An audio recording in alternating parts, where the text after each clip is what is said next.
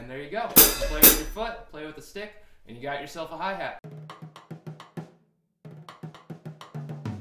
Hey guys, Kyle here for another edition of Woodshed Wednesday. Thank you so much for stopping by. Today we're continuing our conversation about how to put together a drum set. I have a lot of younger students who get a new drum set and they're not quite sure what to do.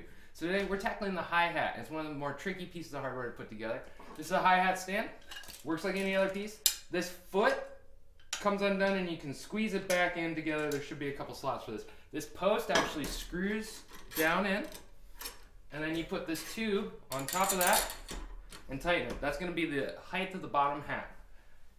You take a felt, you put it on top of there, set the bottom hat on top of that, and that's going to be the part of it. This will be the top hat. It's on what's called a clutch. You make sure there's a felt on either side, then tighten it down, and then you adjust to however high you want it, and there you go. Play with your foot, play with the stick, and you got yourself a hi-hat. See you guys next week.